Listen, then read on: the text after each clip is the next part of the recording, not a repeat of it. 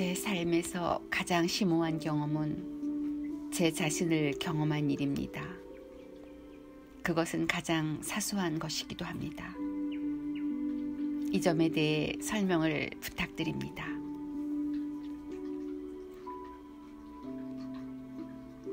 그 질문은 정말로 의미심장하다.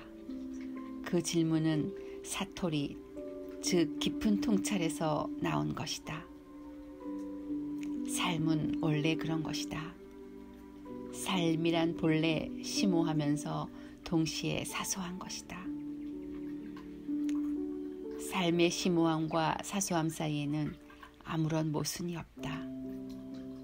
그대는 신성한 것은 멀리 떨어져 있으며 절대로 세속적이지 않다고 배웠다. 세속적인 것과 신성한 것, 심오한 것과 사소한 것은 서로 구분된다고 배웠다. 사실 아무런 구분이 없다. 사소한 것이 심오하고 평범한 것이 특별하며 일시적인 것이 영원하다. 따라서 이것은 대단한 통찰이다. 이러한 시각을 잃지 말라. 하지만 그대가 그것을 잃을 가능성이 매우 높다. 그것은 그대에게 어울리지 않기 때문이다. 그대는 늘 좋은 것과 나쁜 것, 순수한 것과 순수하지 못한 것, 완벽한 것과 완벽하지 않은 것, 미덕과 악덕, 존귀한 것과 그렇지 않은 것을 구분하도록 훈련을 받았다. 그대는 늘 이런 구분을 만들어 왔다. 이런 구분들로 인해서 그대는 삶의 실체를 놓쳐왔다. 정원에서 노래하는 새, 그리고 그대에게 이야기하는 그리스도는 서로 다르지 않다. 나무에서 떨어지는 잎사귀와 붓다의 입술에서 흘러나오는 언어는 서로 다르지 않다. 먼지도 신성하다. 그 구분은 인간이 만들어낸 것이자 마음이 부린 속임수에 불과하다. 이런 구분들로 인해서 우리는 통합적으로 존재하지 못하고 그렇게 존재할 수도 없다. 심오한 것과 사소한 것 사이에 연결되지 못할 구분을 지어놓으면 과연 그대는 어떻게 통합적으로 존재할 수 있겠는가? 그러면 그대는 삶 전체가 사소해짐을 발견할 것이다. 먹고 마시고 잠자고 걷고 출근하고 농장에 나가는 모든 일이 사소해진다. 그렇다면 그대는 과연 어디에서 심오한 것을 발견할 것인가? 때로는 교회나 사원에서 기도하고 명상하거나 때로는 내 강의를 들으면서? 그럼 그대는 그대의 삶에는 심오한 것이 많지 않을 것이다. 그리고 심오한 것이 어느 면에서 그릇된 게 될 것이다. 그것이 그대의 삶 전체로 스며들지 못할 것이다. 심오함이 그대와 함께 있지 못할 것이다. 그것이 그대를 둘러싸지 못할 것이다. 이따금 그러한 심오함을 얻으려고 노력을 기울이겠지만 그대는 계속해서 놓치고 말 것이다. 그리고 그대는 분열되고 말 것이며 자기 자신을 비난하기 시작할 것이다. 그대가 사소한 것을 보게 될 때마다 나는 그저 사소하고 평범한 존재일 뿐이로구나 라며 자신을 탓할 것이다. 그리고 심오한 뭔가를 보게 될 때마다 그대가 상대보다 신성하다고 느낄 것이고 애고가 더욱 강해짐을 느낄 것이다. 두 가지 모두 위험하다. 자신이 사소한 존재라고 느끼는 것은 자신에 대한 비난이다. 그것은 열등감, 콤플렉스를 만든다. 그것은 그대를 슬프게 만든다. 그리고 그대를 우울하게 만든다. 그러면 당연히 그대는 자신을 사랑할 수 없게 된다. 그토록 사소하고 평범한 존재인 자신을 어떻게 사랑할 수 있겠는가? 그대는 완벽한 이상형에서 한참 뒤처진다. 그래서 자신의 존재에 대한 거친 비난이 일어난다. 그리고 자신을 비난하는 순간 그대는 지옥으로 떨어지고 만다. 그러면 아무도 그대를 구해줄 수 없다. 누군가 다가와서 그대가 아름답다고 말해주어도 그대는 그 사람을 신뢰할 수 없을 것이다. 그 사람이 그대를 속이려 든다고 여길 것이고 그가 그대를 이용하려 든다고 생각할 것이다. 그대가 어떻게 아름다울 수 있단 말인가? 그대는 그 누구보다도 자기 자신을 잘 안다. 그대는 아름답지 못하고 추하다. 그대는 세상에서 가장 추한 사람이다. 이런 비난 때문에 진정한 사랑이 생겨나지 못한다. 그대가 자신을 그토록 비난하고 있는데 과연 누구를 사랑할 수 있겠는가? 그대가 그토록 비난을 받았다고 느끼는데 다른 누가 그대를 사랑하도록 허락할 수 있겠는가? 그대가 자기를 비난하는 삶을 살아갈 때 그것은 지옥의 삶이나 마찬가지다. 지옥은 저 멀리 어딘가에 있는 게 아니다. 자신을 비난하는 태도가 바로 지옥이다.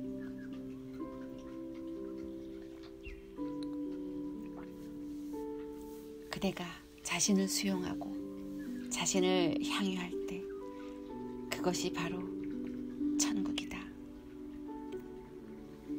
천국 역시 자기 자신에 대한 태도를 뜻한다. 따라서 그대가 자신의 사소함으로 비난을 받았다고 느끼면 그대는 지옥에 있는 것이다.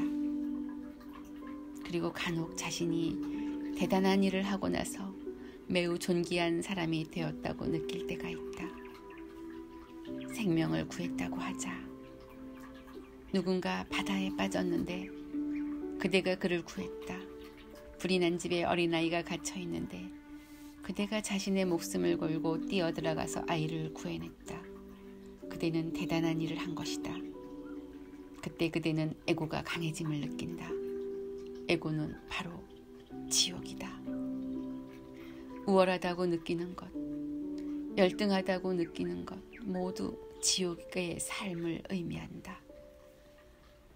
그 모든 열등감과 우월감을 떨쳐버리고 그저 있는 그대로 존재하는 것이 바로 천국에 사는 것이다. 비난이라는 개념은 바로 에고로부터 나온다. 사람들은 실현 불가능한 이상향을 갖고 있다. 바로 엊그제 비슈누가 왔다. 계속 이런 글을 쓴다. 저는 완벽하지 않습니다. 어떻게 해야 할까요? 저는 완벽하지 않습니다. 제가 무얼 하더라도 완벽하지 않습니다. 그는 자신이 완벽하지 못하다고 자신을 고문하고 있다. 그러나 완벽하지 않은 것은 과연 누구인가? 나는 완벽해야 한다라는 개념은 바로 에고로부터 나왔다. 바로 그 노력이 에고로부터 나온 것이다. 아무도 완벽하지 않다. 사실 완벽함이란 애초부터 존재할 수가 없다. 완벽해진다는 것은 결국 죽는다는 뜻이다. 그대가 완벽할 때 더 이상의 진화는 이루어질 수 없다. 그러면 그대는 어떻게 살아남을 것인가? 왜 살아갈 것인가? 신이 완벽하다면 신은 죽은 것이다. 신은 완벽하지 않을 때에만 살아있게 되고 살아있을 수 있다. 나는 불완전한 신, 불완전한 존재계, 불완전의 아름다움, 불완전의 삶을 강의한다. 나는 완벽해져야 한다. 내 삶에는 아무런 결점이 없어야 한다라는 그 개념이 바로 에고의 속임수이다. 분명히 그대는 수많은 흠결을 발견하게 될 것이다. 따라서 한편으로는 그대는 에고의 게임을 따르면서 문제가 생기고 불행해진다. 자신이 완벽하지 않기 때문이다. 다른 한편으로는 같은 식으로 자신을 비난한다. 그대는 월등해지고 싶지만 자신이 열등하다는 걸 안다. 두 측면은 동전의 양면이다. 결국 그대는 지옥의 삶을 살아간다. 자신의 불완전함을 만끽하라. 있는 그대로의 자신을 즐겨라. 그리고 존귀함과 부족함, 악덕과 미덕, 선과 악, 신과 악마 사이의 모든 구분을 떨쳐버려라. 그 모든 구분을 파괴하라. 그대는 바로 그런 덫에 걸려 있다. 그런 덫들은 그대에게 진정한 자유와 진정한 삶을 허락하지 않는다. 그대는 춤을 추지 못한다. 한쪽 발은 열등감에 묶여 있고 다른 쪽 발은 월등함에 묶여 있다. 족쇄에 걸려 있는데 어떻게 춤을 출 수 있겠는가? 이 모든 족쇄를 던져버려라.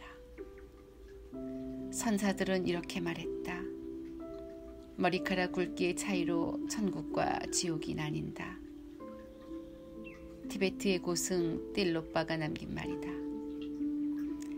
아주 작은 구분, 머리카락 하나의 차이로 지옥과 천국이 구분된다. 그러면 그대는 이원성에 사로잡히고 만다. 아무런 구분이 없을 때 그대는 자유롭다. 구분이 없는 것이 바로 온전한 자유이다. 사소함의 심오함, 심오함의 사소함, 이것이 바로 내가 가르치는 바이다. 외부에서 본다면 먹는 것은 사소한 일이다. 그러나 내면에서 본다면 그것은 심오한 기적과 같은 일이다. 빵을 먹으면 그 빵은 혈액이 되고 살이 되고 뼈가 되고 골수가 된다. 빵을 먹으면 그 빵은 그대의 생각이 되고 꿈이 된다. 그것은 기적이다. 그것은 가장 심오한 일 가운데 하나이다. 그대가 뭔가를 먹을 때 그것은 평범한 일이 아니다. 신이 하는 일이다.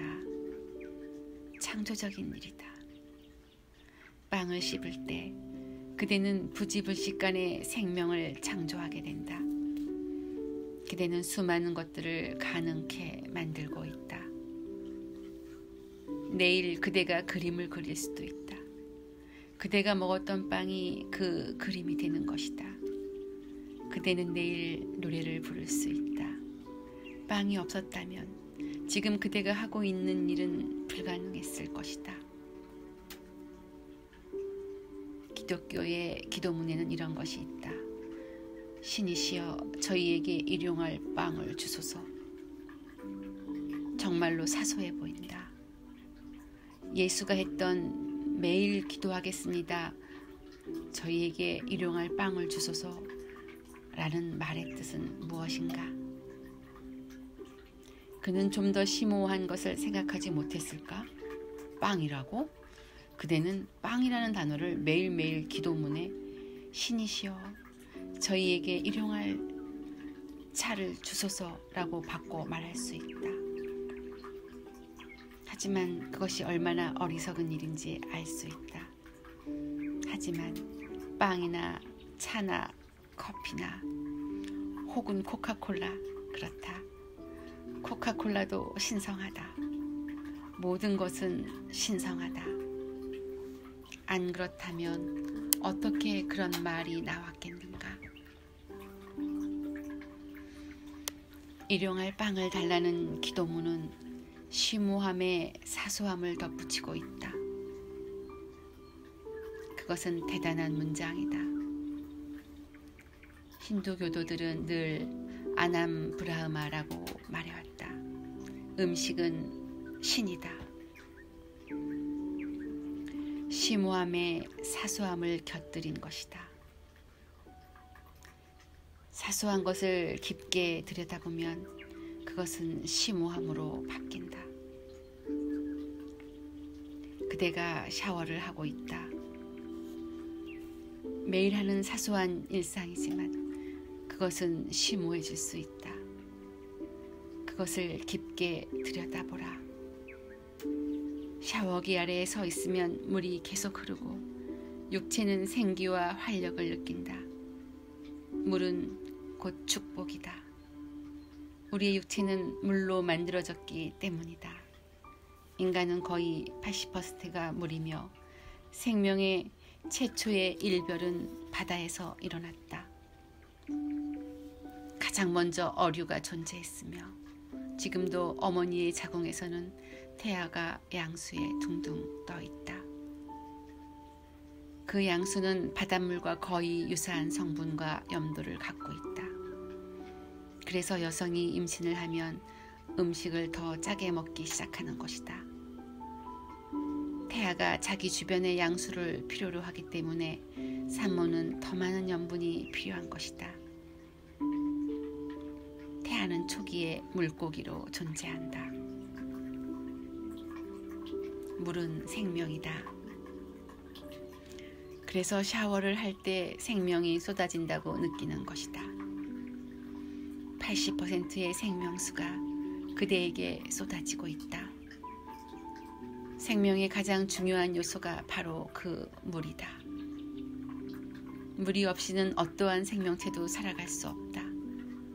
물이 없다면 나무는 생존할 수 없고 새들은 노래할 수 없으며 동물과 인간도 살아남을 수 없다. 물이 사라지면 모든 생명도 사라질 것이다. 그대가 물에 닿는 것은 심오한 경험이다. 그대는 그것을 심오한 것으로 만들 수 있다. 심오함 속으로 어떻게 들어갈지는 그대에게 달려있다. 그것은 명상이 되고 기도가 될 수 있다. 그대는 물이 있다는 것에 신의 위대함을 감사할 수 있다. 숨쉬는 것은 너무 사소한 일이다. 과연 누가 그것에 신경이나 쓰겠는가? 하지만 호흡은 바로 그대의 생명이다. 생명이라는 말을 나타내는 모든 외국어는 숨을 뜻한다. 산스크리트어로 생명은 프라나이다. 그것은 호흡을 뜻한다. 영혼이라는 단어, 정신이라는 단어 역시 호흡을 뜻한다. 성경에 따르면 신은 인간을 만든 뒤에 생명을 불어넣었다고 한다. 생명은 인간에게 호흡을 불어넣음으로써 시작된 것이다. 그렇지 않았다면 인간은 그저 흙덩어리에 불과했을 것이다. 아담은 땅, 흙을 의미한다. 신은 아담을 진흙으로 빚어서 만들었다. 아담은 히브리어로 땅을 뜻한다. 신이 아담에게 생명을 불어넣었다. 생명은 늘 그렇게 시작한다. 아기가 태어나면 우리는 아기가 곧바로 울기를 기다린다. 왜 그런가? 아기는 울면서 호흡을 시작하기 때문이다. 처음 2, 3초 동안은 의사나 간호사가 숨을 쉬게 할 수 없다. 아기가 숨을 쉬게 될지 아닐지 누가 알겠는가? 아기가 숨을 쉬지 않을 수도 있다. 아기가 숨을 쉬지 않으면 생명의 시작은 불가능해질 것이다. 아기가 스스로 호흡을 시작해야 생명이 기능하기 시작한다. 아담도 마찬가지이다. 신은 모든 아기에게 숨을 불어넣는다. 신은 그대를 둘러싼 눈에 보이지 않는 힘, 눈에 보이지 않는 생명의 에너지다. 그것이 호흡을 통해 그대 안으로 들어간다. 그리고 그대가 죽는 날, 그대는 숨을 내쉬면서 죽게 된다. 숨을 들이쉬면서 삶을 시작하고 숨을 내쉬면서 삶을 마감한다. 그러면 그대는 더 이상 숨을 쉬지 않게 된다. 다시 아담은 아담이고 흙은 흙이다. 결국 아담은 흙이 된다. 호흡은 생명이다. 그런데 그대는 호흡을 유심히 관찰해 본 적이 있는가? 이른 아침에 나무 아래에 서서 호흡해보라. 그대는 신을 들이마시는 것이다. 그러면 그 호흡은 심오해진다. 그것이 바로 그대가 취할 삶의 태도이다. 사소한 것과 심오한 것은 서로 분리된 게 아니다. 그들은 모두 하나이고 함께 있는 동일한 에너지의 두 측면이다. 그대가 깊게 들여다보지 않으면 그대의 삶은 사소한 게 돼버린다. 그러나 그대가 자신의 삶을 유심히 살펴보게 되면 그것은 심오한 것이 된다. 따라서 그대가 저는 제 자신을 경험한 것이 제 삶에서 가장 심오한 경험입니다. 그것은 가장 사소한 것이기도 합니다. 이 점에 대해 설명을 부탁드립니다라고 한 말은 대단한 통찰을 담고 있다. 헷갈리지 말라. 설명할 것은 아무것도 없다. 사소한 것이 심오한 것이다. 삶은 원래 그런 것이다. 질문자는 사소한 것과 심오한 것이 서로 모순된다고 생각해 왔기 때문에 그런 질문을 한 것이다. 하지만 아니다. 그것들은 서로 모순되지 않으며 서로 보완적이다. 사소한 것은 심오한 것을 숨기고 있다. 사소한 것은 덮개나 껍데기처럼 작용해서 심오한 것을 보호한다. 마치 씨앗과 같다.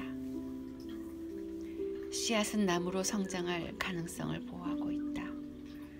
그 가능성은 매우 낮지만 씨앗은 단단하다. 단단한 씨앗의 껍질이 꽃으로 큰 나무로 성장할 낮은 가능성을 보호하고 있는 것이다. 그리고 씨앗이 적절한 토양을 만날 때까지 씨앗은 내용물을 보호할 것이다. 그 다음 씨앗은 사라지고 껍데기는 사라진다. 단단한 껍질은 흙으로 분해되고 여린 생명이 거기서 자라난다. 심오한 것은 사소한 것에 숨겨져 있으니 깊게 들여다보라. 사소한 것이 존재하는 곳마다 심오한 것이 있다. 사소한 것으로부터 도망치지 말라. 그것은 심오한 것으로부터 도망치는 것과 마찬가지이다. 사소한 것에 반대해서 심오한 것을 찾지 말라. 그러면 아무것도 발견하지 못할 것이다.